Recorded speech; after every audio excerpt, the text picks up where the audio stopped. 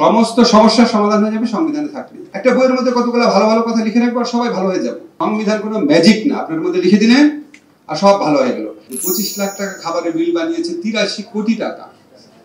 মানে একটা সবকিছুতে সীমা থাকা উচিত। আমরা একটা কথা বলতে পারি, এই বিভিন্ন সংস্কার কমিশনের মাধ্যমে যেই সমস্ত সংস্কার প্রস্তাব দেওয়া হচ্ছে, আপনাদেরকে চ্যালেঞ্জ দিয়ে বলছি, বিচার বিভাগীয় সংস্কার কমিশনে যে প্রস্তাব দিয়েছে, আমারটা আমি খুব ভালো জানি, আমারটা বলছি, সেখানে কমপক্ষে 70 থেকে 80% সংস্কার ইতিমধ্যে বাস্তবায়িত হয়েছে। আপনি যদি এখন 25% বা 30% হাহাকার করেন সমস্যা নাই, কিন্তু আপনি এই 70-80% সংস্কার হয়ে গেছে কমপ্লিটলি ইগনোর করে কোথায় সংস্কার বলতে থাকবেন, তাহলে মানুষ তো একটা ভালো বার্তা পায় না। এবং আমাদের যারা আইন মন্ত্রণালয়ে যারা অফিসাররা আছে, যারা দিনে রাতে কাজ করছেন, আমাদের সুপ্রিম কোর্টে, আমাদের অ্যাটর্নি জেনারেল অফিসে, ওনাদেরও তো একটু অ্যাকনলেজ করা দরকার। আর সংস্কারের ক্ষেত্রে আমাদের আরেকটা ব্যাপার আছে, আমাদের সমস্ত সংস্কার ভাবনা সংবিধানের মধ্যে আটকে গেছে। মানে পৃথিবীর যত সংস্কার আছে সংবিধান করতে হবে, আর সংবিধানে সংস্কার করলেই সব সংস্কার হয়ে গেল, অন্য সংস্কার কারো চোখে পড়ে না।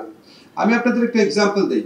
বাংলাদেশের সংবিধানে যখন পরিবেশ নিয়ে একটা শব্দ ছিল না, তখন পূর্বাতন বিএনপি সরকারের আমলে পরিবেশ সংক্রান্ত আইন করা হয়।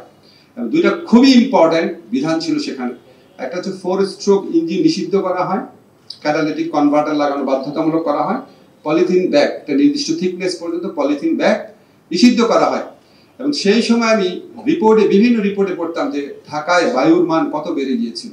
তো একটা আইন দিয়ে আমরা তো অনেক পরিবর্তন করেছিলাম, সে ধরে রাখতে পারিনি সেটা অন্য কথা, কিন্তু করেছিলাম তো। তখন সবাই অ্যাকনলেজ করেছিল যে অসম্ভব ভালো একটা আইন হয়েছিল। অন্তত এই দুইটা বিধান আমার এখনো মনে আছে, এত বছর হয়ে গেছে।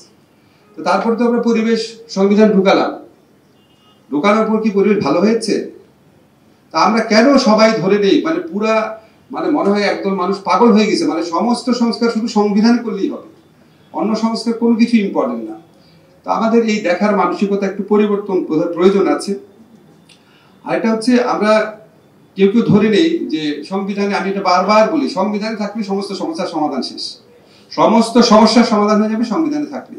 আমি একটা এক্সাম্পল সবসময় দিই, আবারও দিচ্ছি, প্লিজ একটু ভালো করে রিয়েলাইজ করেন। আমাদের তো সংবিধানে ছিল প্রধান বিচারপতিকে রাষ্ট্রপতি সম্পূর্ণ স্বাধীনভাবে নিয়োগ দিবেন, দিয়েছে জীবনে কখনো? তা আপনি পলিটিক্যাল কালচার চেঞ্জ করবেন না, আমরা নিজেরা চেঞ্জ হব না, আমরা মানুষ কেউ পরিবর্তন হব না, আমাদের নিজস্ব জীবন দর্শন, সংস্কৃতি, অভ্যাস, বদ অভ্যাস কিছুই চেঞ্জ করবো না। একটা বইয়ের মধ্যে কতগুলো ভালো ভালো কথা লিখে রাখবো আর সবাই ভালো হয়ে যাবে।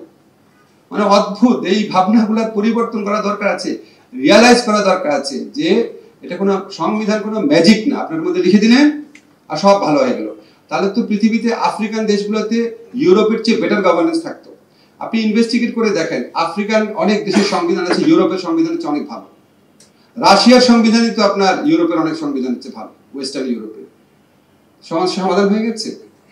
তো আমার মনে হয় এই ব্রডার আসপেক্টগুলো আমাদের বিবেচনায় নেওয়া প্রয়োজন। আরেকটা ক্ষেত্রে সংস্কারের ক্ষেত্রে আমাদের হয়, সেটা হচ্ছে টু মাচ এক্সপেকটেশন। জীবনে একটা সুযোগ পাওয়া গেছে, সমস্ত কিছু আইনে ঢুকিয়ে ফেলি, সমস্যার সমাধান হয়ে যাবে। এটা একটু বিনয়ের সাথে বলছি, একটা সাম্প্রতিক অভিজ্ঞতা আপনাদের বলি। আমরা পুলিশ সংস্কার কমিশন আইন, এটা স্বরাষ্ট্র মন্ত্রণালয় করার কথা, আমরা আইন মন্ত্রণালয় থেকে নিজেরা আইন করে দিয়ে কতবার ওনাদেরকে আমন্ত্রণ করে মিটিং করে টিটিং করে আমরা একটা আইনের খসড়া করিয়েছি।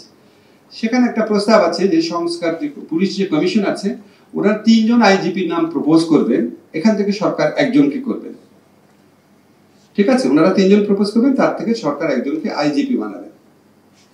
এটা যখন আপনার এই আন্তঃমন্ত্রণালয় কমিটিতে গেল, এই আইনটা প্রচন্ড ভাবে ব্যুরোক্রেসি আইনের বিপক্ষে দাঁড়িয়ে গেছে, কোনোভাবে এই আইন পাস করা যায় না, বলে এটা 6 মাস কনসাল্ট করতে হবে, দিবেই না। আমরা যেটা করেছি কোনোভাবেই দিবে না।